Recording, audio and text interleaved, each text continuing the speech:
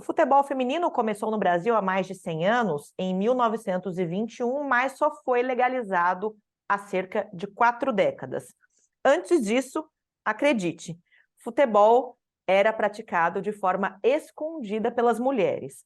A primeira partida de futebol, segundo registros históricos, aconteceu como forma de diversão durante uma festa junina. 20 anos mais tarde, em 1941, foi proibida pelo então presidente Getúlio Vargas. À época, setores conservadores da sociedade acreditavam que jogar bola feria, entre aspas, a natureza feminina de mãe das mulheres. Só então, em 1979, esse decreto do Getúlio Vargas foi revogado, mas a prática só voltou a ser legalizada no Brasil em 83. Por que eu estou te contando essa história? O assunto futebol feminino nunca esteve tão em alta na mídia, nas rodas de conversa, por conta da Copa do Mundo de Futebol Feminino, que acontece até agora, o próximo dia 20 de agosto. E a gente tem, coroando todo esse assunto, o lançamento de um livro sobre a prática por uma jornalista, que é a Érica Alfaro. Ela também é doutoranda em comunicação pela Unesp e está lançando a obra que é fruto de uma pesquisa acadêmica, Mulheres em Campo, Gênero no Jornalismo Esportivo Brasileiro. Gentilmente aceitou o nosso convite para bater um papo e contar um pouquinho o conteúdo desta pesquisa. Érica, obrigada por ter aceito o convite para participar aqui do programa Espaço Aberto. Seja bem-vinda. Oi, Lidiane. Oi para todos e todas que nos assistem. O prazer é todo meu de estar aqui com você hoje. Vamos lá, então. Antes a gente falar um pouquinho sobre o teor, né, deste trabalho, como é que surgiu a ideia? Você já atua de alguma forma com o jornalismo esportivo, mas como é que surgiu o interesse pelo futebol feminino? Bom, eu sempre falo que o nosso interesse de pesquisa também está relacionado às nossas vivências, né? Então, o fato de ser mulher na sociedade já desperta a gente para essas desigualdades que a gente vai se deparando ao longo da vida.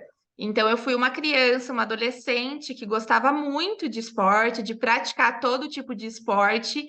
E no futebol a gente sempre sente e vê essa barreira, né? Pelo fato de ser mulher, de praticar e de gostar também, de conversar, de assistir jogos e partidas de futebol. Então, o despertar para esse tema foi através dessas vivências, de perceber que aquele não era um espaço em que a gente, nós meninas, mulheres, não éramos bem-vindas ou incentivadas da forma como os meninos são. E aí, a partir desse momento também comecei a me interessar muito por jornalismo esportivo. No começo, da graduação, fiz alguns trabalhos nesse sentido, sim. Mas aí a carreira acadêmica me chamou muita atenção, né? Então, desde a graduação em jornalismo, eu sou formada, pela Unesp de Bauru. E depois concluí o mestrado e agora faço doutorado, e todas as minhas pesquisas estão focando nessa questão de gênero, do jornalismo esportivo, e do futebol feminino. Então, o livro vem disso, né, da vontade de levar todas essas descobertas, porque a pesquisa, tanto histórica quanto a análise com foco na comunicação, né, traz muitas descobertas, desperta muitos interesses, né? A gente sempre começa com muitas dúvidas, com muita vontade de entender, e a partir desse trajeto de pesquisa a gente faz muitas descobertas. Então, o livro é fruto disso, da minha vontade de que mais pessoas como eu entendam e se aprofundem nesse tema que muitas vezes é tratado de forma negligente, superficial, né? A história das mulheres é muito apagada, deixada de lado, tanto pela imprensa quanto pela sociedade, né? Então, o livro é fruto de tudo isso. É interessante até a gente destacar, né, que a participação feminina em algo que predominantemente, né, faz parte do imaginário masculino, futebol, não foi algo de graça, não foi algo simples, né, foi algo construído ao longo dos anos, assim como boa parte dos direitos femininos que nós temos consolidados hoje. Você traça um panorama de todo esse histórico dentro do teu livro? Com certeza, como você falou, o futebol feminino foi proibido por lei durante muitos anos no Brasil, de 1941 até 1979. Então, a gente vê que em um momento histórico brasileiro em que o futebol como esporte já estava presente nas nossas conversas diárias, no futebol masculino já era uma prática muito incentivada. O Brasil, nessa altura, da história, já era tricampeão do mundo, entre os homens.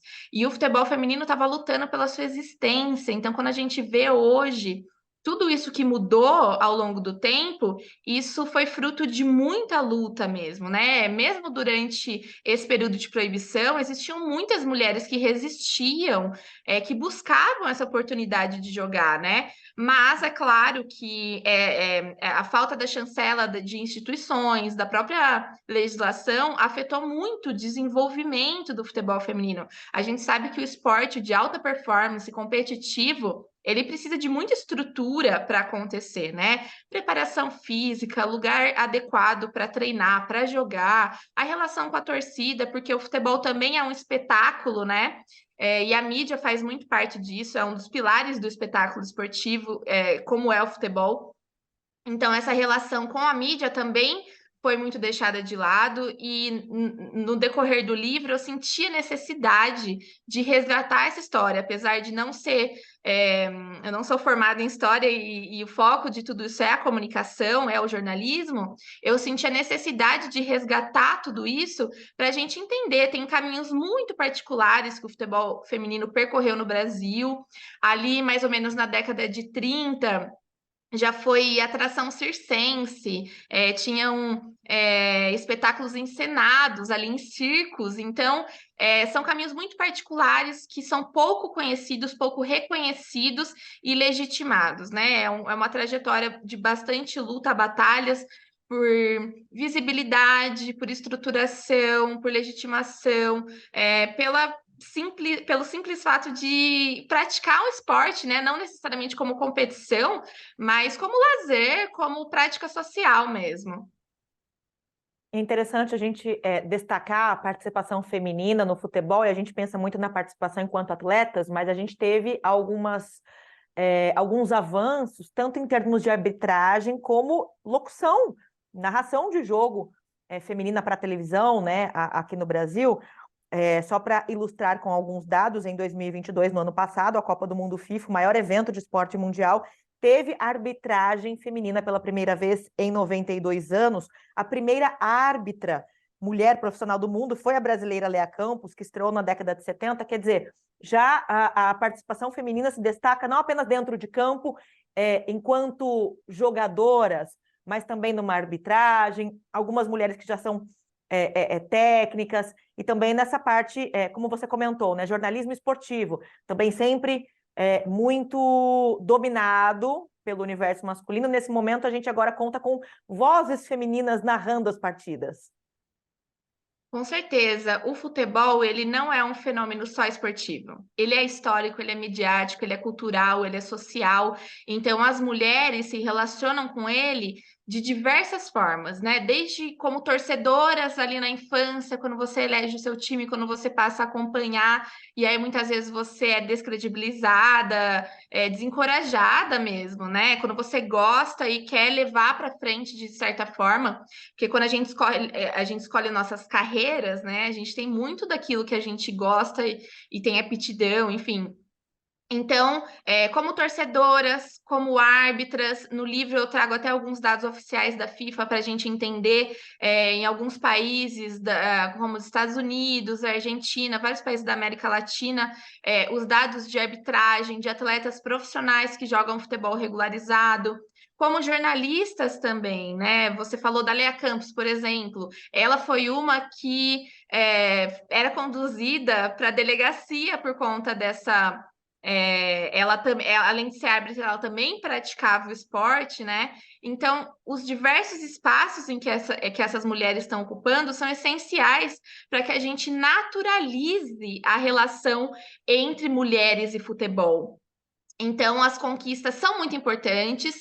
Eu destaco que são muito recentes, são muito novas, né? A gente vê o futebol, tem uma história centenária, Só na Copa do ano passado, de 2022, que as árbitras chegaram. Agora, em 2023, na Copa Feminina, é a primeira vez que as mulheres também estão no VAR, na arbitragem de vídeo, né? Elas não haviam recebido treinamento para isso, então a gente vê uma diferenciação de gênero nessas oportunidades, né? Então, essas pioneiras, como a gente chama, elas abrem portas, elas são representativas, mas elas não podem ser as únicas, né? A gente tem que pensar no esporte como um lugar plural, diverso, e através dessas figuras femininas, ele vai se tornar. Agora, Érica, como é que você vê a necessidade, ou a possibilidade, ou até a necessidade, né, de implementação de políticas públicas para que haja maior investimento no futebol feminino? Seja por meio de incentivo aos clubes, né, para que invistam na contratação, no treinamento de mulheres, de meninas que tenham vontade de jogar futebol, entidades do setor esportivo para que se movimentem na organização de calendários, de competições nessa área do futebol feminino. Como você vê a importância e a necessidade de políticas públicas, né? Algo vindo do governo mesmo, para que se incentive, se amplie a participação feminina no futebol? Eu vejo como essencial. Então, quando a gente olha para a história do futebol feminino, a gente vê que uma determinação governamental determinou em grande parte essas barreiras que foram superadas ao longo da história. Mas a estrutura para o futebol é muito importante. E isso passa, sim, pela oportunidade de jogar bola desde criança, para que meninas tenham isso, para que os clubes também invistam e deem essa possibilidade para que as mulheres se profissionalizem, para que exista uma liga competitiva, para que a imprensa consiga cobrir esse campeonato que é estruturado. Então, as ações que as entidades esportivas promoveram nos últimos anos já foram de grande valor, mas ainda existe um longo caminho a ser percorrido, né? Então, por exemplo, a Conmebol e a CBF impuseram determinações para que os clubes que fossem participar da Libertadores da América e do Campeonato Brasileiro da Série A tivessem times femininos. Então, muitos clubes tiveram que correr com esses projetos, e aí, é claro, né, essa obrigação fez com que eles tomassem alguns caminhos aí alternativos, usassem estádios diferentes dos clubes masculinos, tivessem estruturas, centros de treinamento diferentes, contratassem jogadoras juvenis e que não têm vínculos de trabalho mais sólidos. Isso se refletiu bastante durante a pandemia, né? Esses vínculos trabalhistas inseguros, né? Que não oferecem contratos longos. Muitas vezes os contratos são por temporada, então essas jogadoras elas precisam manter outros empregos para se sustentarem, né? Salários baixos, falta de segurança ali dentro dos clubes de que vai ser dado prosseguimento nesse vínculo. Então, são diversos fatores que ainda precisam ser superados, mas que esse incentivo vindo da base, né? Eu vejo dessa forma, que as políticas públicas vão atuar ali desde a infância até a formação de atletas em categorias de base, para que elas se tornem profissionais já preparadas, em todos os sentidos, desde físico até técnico, para que daí a gente chegue a ter uma liga, campeonatos nacionais e regionais também, para que em campeonatos internacionais os clubes também se tornem mais competitivos e que tudo isso resulte numa categoria, num esporte, num futebol mais atrativo nessa relação também com o público. Falando especificamente sobre a profissionalização do futebol feminino, né? E na efetividade dessas políticas públicas, na elaboração, na implementação dessas políticas públicas, seria um caminho verticalizado. Então, governo, confederações, federações esportivas e os clubes. Seria esse o caminho para o incentivo, do investimento no futebol feminino? Eu acredito que sim, né? Vem da base de um incentivo, os clubes têm essa relação com as instituições, né? As premiações também ajudam muito os clubes, e isso vem da CBF, vem da Conmebol, vem da FIFA, né? A FIFA colocou no estatuto que a igualdade de gênero era um objetivo para o esporte, então isso vindo de cima legitima essa luta, essa necessidade, essa pauta. Então, é um fenômeno muito integrado, né? A gente vê a sociedade junto com as entidades esportivas. Uma curiosidade interessante, na década de 90, a Federação Paulista de Futebol chegou a exigir das atletas roupas curtas, cabelos longos, maquiagem, para que o futebol feminino fosse mais atrativo. E eles elegiam um público masculino como o alvo ali, né? Então a gente vê que essa história de realmente estruturar e não buscar subterfúgios e nem estereotipação, né? Questões baseadas em desigualdade de gênero para o avanço do futebol feminino são essenciais, né? Essa chancela dessas instituições oficiais do Estado brasileiro, a FIFA como entidade máxima do futebol mundial, esse trabalho interligado é muito importante para que a gente avance, né? Olhe para um futuro melhor. Você falou agora há pouco, né, sobre um aspecto dessa questão do futebol feminino hoje, né, falando especificamente no Brasil, que são os vínculos trabalhistas inseguros. A gente tem um dado aqui do CAGED, que é o Cadastro Geral de Empregados e Desempregados, que mostra numa pesquisa feita com uma amostragem de 10 mil profissionais, que o salário médio das jogadoras de futebol hoje é R$ 2.500, enquanto dos jogadores, os homens, é de 5.500, quer dizer, uma diferença de 118%. Falar também em igualdade de gênero no futebol, também falar em remuneração. Com certeza, o futebol ele é um reflexo da sociedade e ele também ajuda a construir relações mais justas, trabalhistas, sociais, culturais. O fato de olhar para o futebol e perceber todas essas desigualdades também ajuda a gente a entender a luta das mulheres na sociedade como um todo. A desigualdade salarial não é uma realidade só do futebol, é uma realidade mundial, uma realidade brasileira que é uma pauta muito importante de movimentos sociais, feministas. Então, essa igualdade é buscada e eu acredito que caminhe junto com o avanço da modalidade, até porque o futebol também tem esse aspecto econômico muito forte. Então, conforme a modalidade vai avançando, vai se tornando mais competitiva, vai se tornando mais visível, fazendo mais parte do noticiário esportivo diário, vai ser natural, né, digamos assim, que as coisas avancem no sentido econômico também, né? A Marta, por exemplo, ela fala isso normalmente nas entrevistas dela, acho que é uma figura muito importante para o futebol feminino. Ela tem uma iniciativa chamada Go Equal, que seria em direção à equidade, né? E ela destaca bastante na última COP e agora também. Ela optou por não trazer patrocínios e a chuteira dela exibe um sinal de igual, né?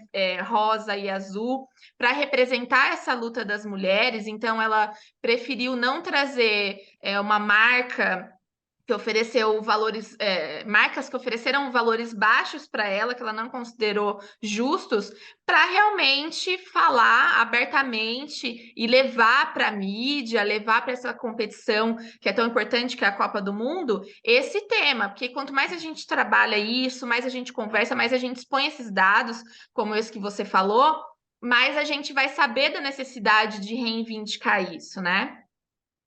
E aí fica até uma autocrítica para nós, como jornalistas, né? Você, nesse seu trabalho de lançar o livro, de realizar pesquisas, eu aqui na minha atuação diária, de falar sobre futebol feminino na programação de 2 emissoras públicas, TV e Rádio Câmara, quer dizer, são caminhos para que a gente, de fato, busque o reconhecimento, né? Reivindique esse reconhecimento do esporte feminino, de uma forma geral, né, Érica? O jornalismo é um dos pilares da sociedade, então ele também é um ingrediente, um fator essencial para o esporte, para o futebol e para o avanço das mulheres, no sentido de direitos sociais, né? Ao longo da história, isso é uma coisa que está bastante presente no livro, que eu retomei essa questão de gênero dentro do jornalismo esportivo para a gente entender de que forma isso se relacionou, né? Então, a gente sempre fala, não tem futebol feminino no jornalismo. Tem, mas de que forma? Como é essa representação? Em que sentido? Com que frequência? Em que espaços? Desde o jornalismo impresso, né, que foi onde começou essa relação do esporte com o futebol, esse benefício que seria a visibilidade para o tema e o retorno para o jornal, já que as pessoas são interessadas em esporte, isso veio do futebol masculino. O futebol feminino foi retratado ao longo da história de forma muito estereotipada, as jogadoras feminilizadas, objetificadas, sexualizadas, ridicularizadas em muitos momentos, né? A prática do futebol feminino era ironizada por muitos colunistas, em muitas matérias. Então, o jornalismo ele não só refletiu e acompanhou a tendência histórica de subalternização e desumanização dessas atletas, dessas mulheres, como também contribuiu para que isso se solidificasse no imaginário popular, na sociedade, nessa relação da imprensa, com as coberturas, com as transmissões, ali pelos anos 90, 2000, nas revistas esportivas isso ficava muito claro, essa sexualização, por exemplo, um movimento de olhar as mulheres como objetos, né, como alvos de desejo e não como profissionais que estavam ali ocupando seus lugares, né? Então, o jornalismo tem um compromisso e acredito muito o potencial de transformar essa relação das mulheres com o esporte. E cá estamos duas mulheres falando sobre futebol feminino. Aliás, aproveitar para divulgar esse livro que você está lançando, Mulheres em Campo, Gênero no Jornalismo Esportivo Brasileiro. Como é que as pessoas interessadas adquirem seu livro? Há o formato e-book disponível também, você tem edições impressas, como é que as pessoas fazem? E para quem você espera, né? Qual o público-alvo que você espera com a publicação desse trabalho, né? E de que forma influenciar pessoas pelo interesse em avançar cada vez mais com o futebol feminino? Bom, o livro ele está disponível no formato e-book e também no impresso. Ele está sendo distribuído pelas livrarias de todo o Brasil, livrarias físicas e também em grandes sites, né? Inclusive no site da editora. Ele foi publicado pela editora Apres. Então, o meu objetivo com esse livro é que esse tema possa alcançar uma diversidade maior de pessoas, né? Então, todo mundo que gosta de esporte, todo mundo que gosta de futebol, estudantes de jornalismo, jornalistas já formados, pessoas, mulheres e homens interessados nessa luta das mulheres na sociedade. Então, é um campo muito interessante para a gente observar esses avanços femininos e também essas lutas de mulheres ao longo do tempo. É um objeto bastante fértil para a gente entender essa relação da luta das mulheres na sociedade. Então, o que eu espero, que eu tenho meu objetivo mesmo com essa obra é que as pessoas se aprofundem, conheçam essa história que foi apagada, que foi deixada de lado, que entendam essa luta, que entendam esse processo de desenvolvimento, o papel do jornalismo nisso tudo, como tudo isso aconteceu ao longo do tempo, como pode acontecer daqui para frente, né? Acho que esse é meu desafio e também o meu propósito mesmo com esse livro, trazer essa história, marcar mesmo todas essas relações que são tão importantes para a gente enquanto sociedade. Érica Alfaro, autora desse livro, nossa convidada hoje aqui no programa Espaço Aberto pela TV e Rádio Câmara Bauru. Ela é jornalista, pesquisadora, doutoranda em comunicação pela Unesp. Gentilmente atendeu o nosso convite, aceitou o nosso convite para este bate-papo, falando um pouquinho sobre futebol feminino, histórico, avanços e o conteúdo dessa obra que está sendo lançada, o livro Mulheres em Campo, Gênero no Jornalismo Esportivo Brasileiro, fruto de uma pesquisa realizada na Universidade Pública. Érica, mais uma vez, obrigada pela tua participação. Boa sorte aí com a tua pesquisa. Eu que agradeço, adorei conversar com você, com todo mundo que está vendo a gente. Convido para que conheçam o livro, para que se aprofundem e se interessem também por essa história que é tão interessante e tão rica. Obrigada mesmo. Obrigada, Érica, mais uma vez a você e você também que nos acompanhou aqui pela TV e Rádio Câmara. E reforço que este conteúdo fica disponível para você acessar em nosso canal no YouTube. Procure lá o TV Câmara Bauru. Até a próxima.